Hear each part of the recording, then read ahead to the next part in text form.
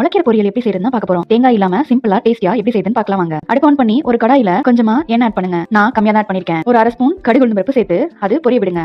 ஒரு காஞ்ச மிளகாயை 2 கீழி சேருங்க.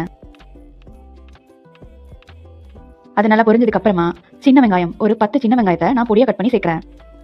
வெங்காயம் நல்லா பொன்னிறமா வந்ததுக்கு அப்புறமா ஒரு கட்டு கீரையை கழுவி பொடியா கட் பண்ணி வச்சிருக்கேன். நான் தண்டோட ஆட் பண்றேன். கீரையை கழுவி தான் கட் பண்ணணும். கட் பண்ணதுக்கு அப்புறம் கழுவுனீங்கன்னா அதுல இருக்க சத்து எல்லாமே தண்ணியில போயிடும். இந்த கீரை நல்லா வதங்கி வரட்டும். கீரையை மூடி வச்சு சமைக்க கூடாது. அப்படி மூடி வச்சு சமைச்சா அதுல இருக்க சத்து எல்லாமே நமக்கு முழுசா கிடைக்காது. ஒரு 1/4 டம்ளர் அளவு தண்ணி ஆட் பண்ணிக்கோங்க.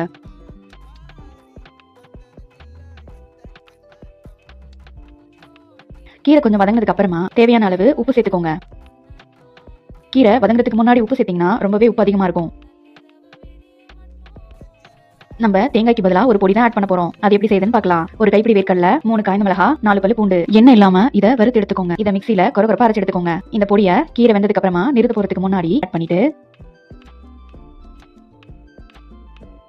ஒரு நிமிஷம் கிளறி இறக்கிடுங்க. முளைக்கீரை உடல் சூட்டை தணிக்கும். டைஜஷனுக்கு ரொம்பவே ஹெல்ப் பண்ணும். அவ்வளவுதான், சிம்பிளான சுவையான கீரை ரெடி.